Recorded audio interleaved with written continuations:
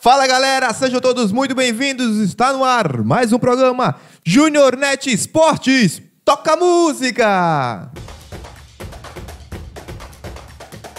E esse final de semana foi recheado de partidas decisivas dos campeonatos estaduais espalhados pelo Brasil. E claro, vamos começar com o Campeonato Alagoano. Tivemos 2 jogos válidos pelo jogo de ida da semifinal. No sábado, o CRB enfrentou a equipe do Penedense no Rei Pelé e venceu por 2-0.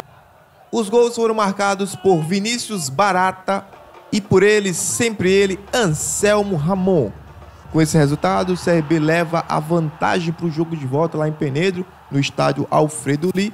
Pode perder de até 1 gol de diferença, que consegue se classificar para a final. Caso haja uma derrota por 2 gols de diferença, o jogo vai para as penalidades máximas. Se o CRB perder com 3 gols ou mais, aí o Penedense classificado para a próxima fase. Eu particularmente achei que o Penedense daria um pouquinho mais de trabalho para a equipe do CRB, né? Principalmente por conta da primeira fase que fez. Classificou em primeiro colocado, foi muito bem por sinal, mas o fator casa, campo, torcida ajudou muito a equipe regatiana a conquistar essa grande vitória e meio que encaminhar a sua vaga para a final do Campeonato Alagoano. Mais uma vez, né? Mais uma vez, CRB pode estar na final do Campeonato Alagoano. No domingo, tivemos o clássico Asa e CSA. Esse jogo aconteceu lá em Arapiraca, no Coaraci da Mata Fonseca, e o Asa conseguiu uma vitória com placar simples, por 1-0, com gol do zagueirão Zulu. Portanto, Asa leva essa vantagem para o jogo fora de casa, lá no Rei Pelé. É uma vantagem pequena, mas não deixa de ser uma vantagem.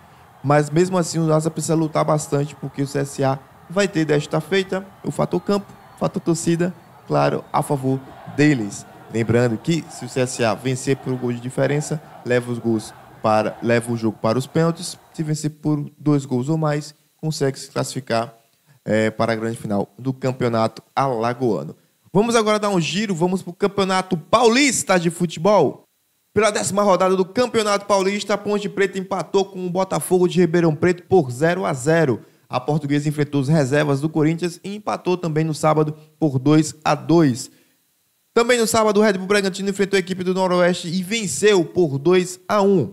Já ontem, domingo, o São Bernardo venceu o Guarani por 1-0. O Veloclube venceu a equipe do Inter de Limeira por 2-1. O clássico Palmeiras e São Paulo ficou no 0-0. Se você não assistiu esse jogo, você ganhou 2 horas da sua vida, porque foi um jogo muito parado. E o Santos venceu a equipe do Água Santa por 3-1. Em especial, esse jogo do Santos contra o Água Santa foi o primeiro gol do Neymar no seu retorno à equipe brasileira, marcou de pênalti. Estamos vendo as imagens aí, o Neymar fazendo aquele jeitinho que ele faz sempre, né, do canto, marcando esse gol. E claro, né, os amantes de futebol esperam que esse seja o primeiro gol de muitos aí pela equipe santista e aqui em terras brasileiras. Hoje, finalizando aí a rodada, 10ª rodada, nós teremos Novo Horizontino enfrentando a equipe do Mirassol. Vamos agora falar rapidamente do Campeonato Carioca. Também tivemos muitos jogos. O Bangu perdeu em casa para o Madureira por 3-0. O Boa Vista empatou com o Botafogo por 1-1. Que situação que encontra-se o Botafogo nesse início de ano. O Flamengo enfrentou a equipe do Vasco da Gama no sábado, clássico carioca, e venceu por 2-0. A atuação pífia do Vasco, né? Jogou muito pouco. O Flamengo conseguiu vencer e vencer bem a equipe do Vasco da Gama, um grande clássico lá no Rio de Janeiro e no Brasil, por sinal, né? Mas mesmo assim, o Vasco não está fazendo jus a esse clássico e está tendo muitas dificuldades nos últimos anos contra a equipe do Flamengo. O Fluminense venceu o Nova Iguaçu por 2-0.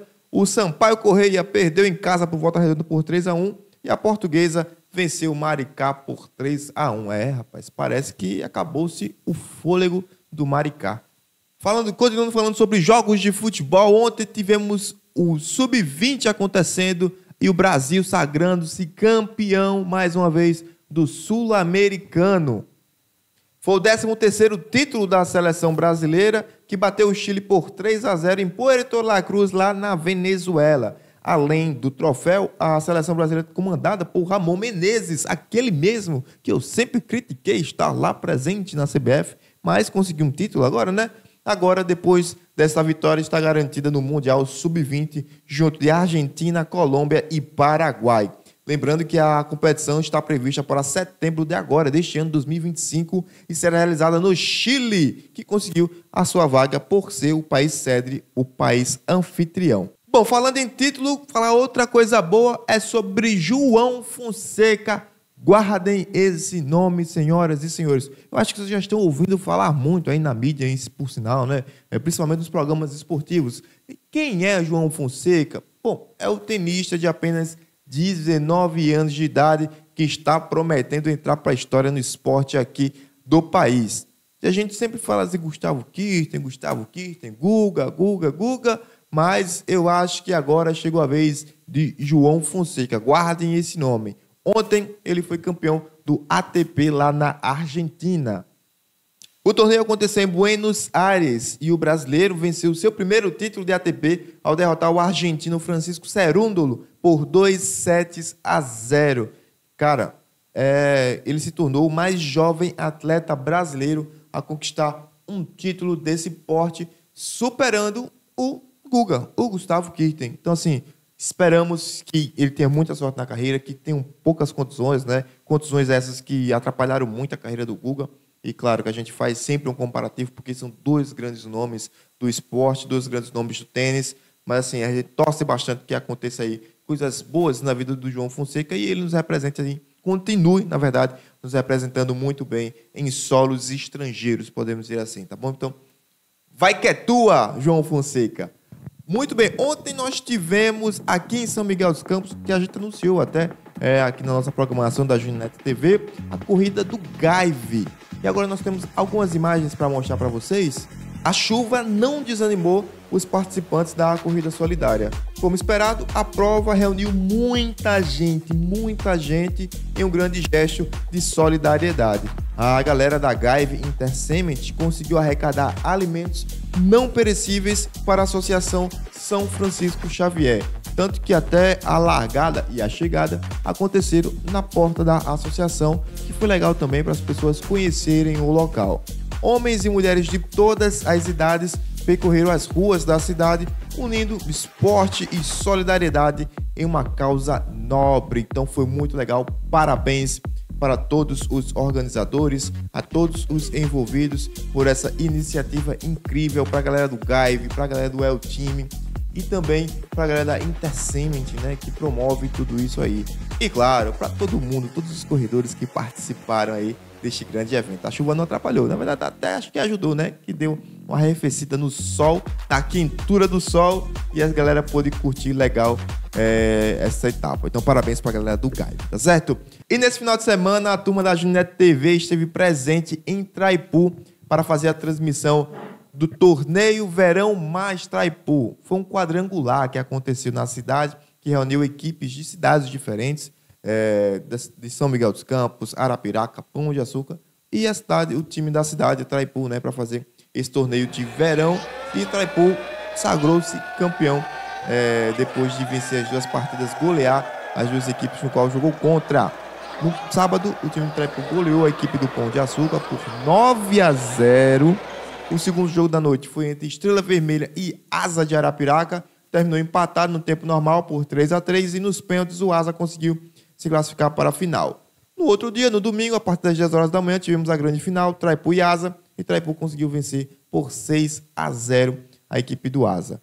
Foi um evento interessante, bem legal, bem organizado, e a gente pôde perceber as novas peças que Traipu juntou para fazer parte desta temporada de 2025, começando com o técnico Edilson Leite. Vou aproveitar e colocar um pedacinho do que falou Edilson lá para o nosso queridíssimo repórter Luciano durante a transmissão.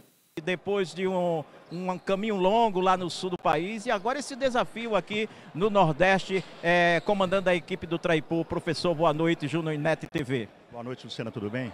Cara, é um prazer, né? Enorme estar agora em outra região, né? Numa outra cultura. Eu vindo, basicamente, que minha carreira toda foi feita no sul e no sudeste, né? E agora a gente está nessa nova empreitada, novas oportunidades, né? E a gente continuar elevando o nome da cidade, né, que é de Itaipu, e principalmente alavancar um pouco mais a entidade. Então tá aí, esse foi a palavrinha do Edilson Leite, a gente deseja muita sorte para ele, para toda a comissão técnica aqui, e claro, sejam todos muito bem-vindos a Alagoas, né, ao estado de Alagoas, e que curtam bastante aqui o nosso estado, tá certo? E claro, lembrando, Traipu e São Brasense vão participar de competições a nível nacional desse ano, começa já em março agora, Traipu vai enfrentar a equipe do América de Natal, já pela Copa do Brasil. Depois vai ter Campeonato Brasileiro, depois vai ter Taça Brasil, que será sediada aqui em Maceió, aqui em Alagoas. Então, assim, o calendário é intenso, é bem legal, bem bacana, e você vai poder curtir aqui tudo isso aqui na JuniorNet TV, tá certo? Essas foram as informações de hoje, a gente volta com mais JuniorNet Esportes. Até breve, valeu!